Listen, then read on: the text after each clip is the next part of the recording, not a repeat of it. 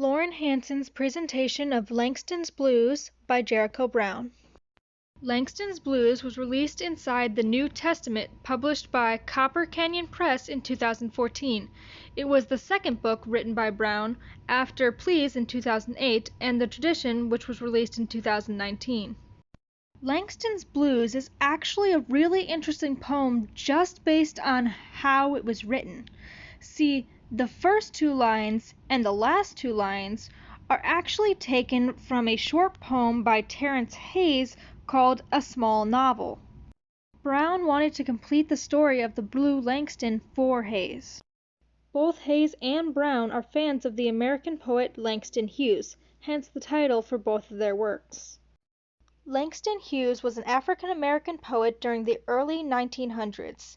He was one of the first users of jazz poetry, which was fairly new at the time, and he was a leader of the Harlem Renaissance, which is important because it gets referenced in Langston's Blues.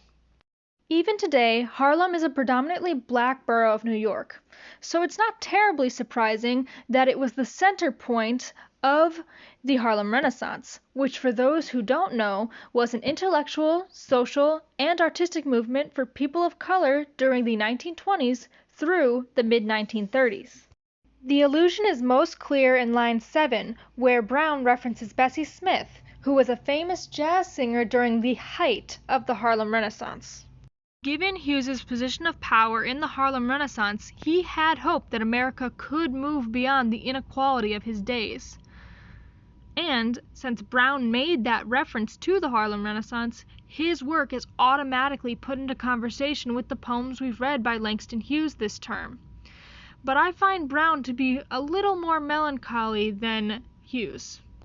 The first two lines of Brown's poem, O Blood of the River Songs, O Songs of the River of Blood, were taken from Terrance Hayes.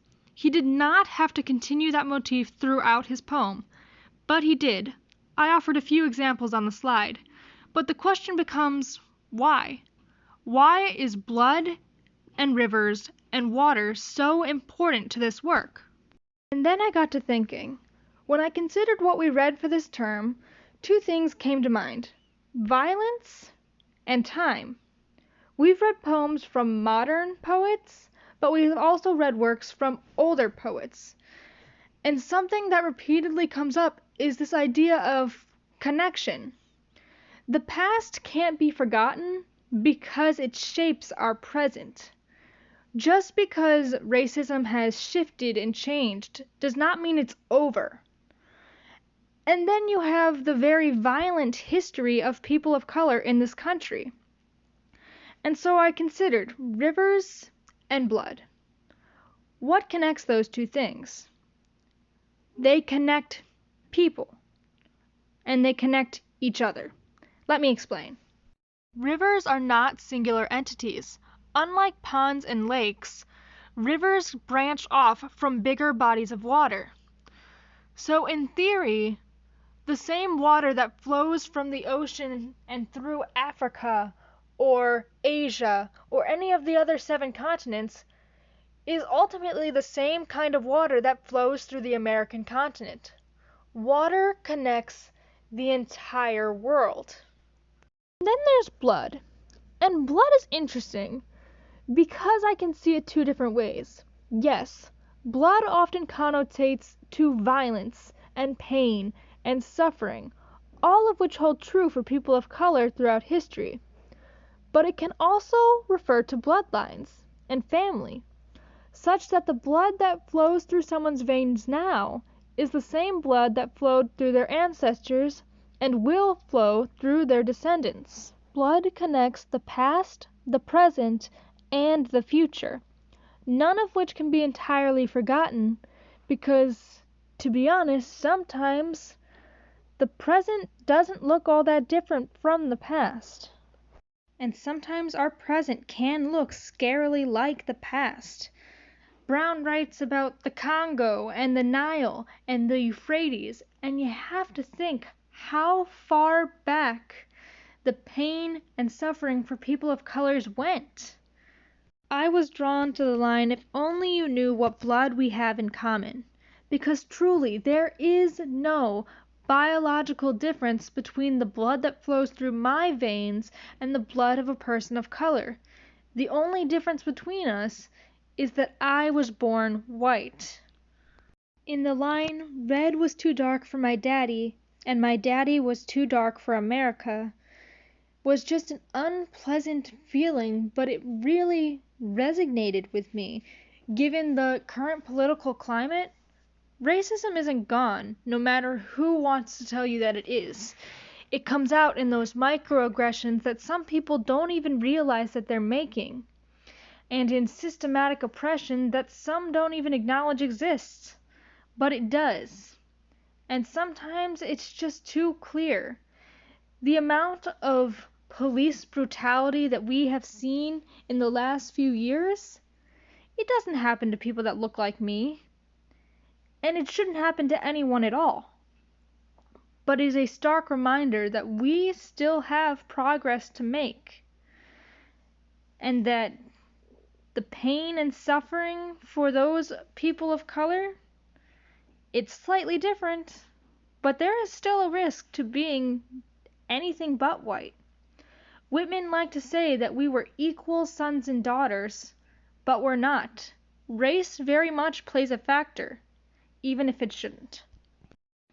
I slightly disagree with Brown's last line, or I suppose it's Hayes' last line. They say there was nothing I could do about race. And from a very literal standpoint, that's true. Your race is your race, and it's not something you can change. But hopefully, we can change how people are treated based on their race.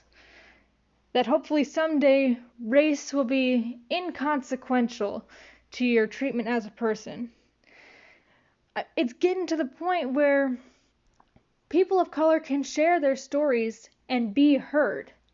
Social media has made it so that points of discrimination are no longer able to be hidden. Things can pop up on Instagram, Snapchat, Twitter, in a way they never would have been able to in the past. But imagine how exhausting that must be. To have to tell your story, to have to explain to the world how someone hurt you for something that you have no control over. It made me think of the line, "Let me lie down, let my words lie sound in the mouths of men." When someone's lying down, they're resting, they're taking a break, and likely, whatever they're doing, they want to be done. How exhausting does it have to fight for your rights to exist, to be a person and not be harmed because of the color of your skin? It's dangerous for a person of color to go outside. It is a risk that people that look like me are never going to understand or have. We're at a better place, but it's not a perfect place. I mean, de facto segregation can still be seen, and so can things like, well, white supremacy, and that's just unfortunate.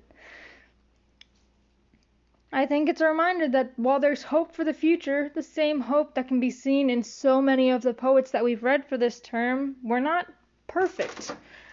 We likely never will be perfect, and there's nothing we can really do about that besides trying to do better on an individual and societal level. But people are being heard, and I think that says a lot. Times are hopefully changing for the better.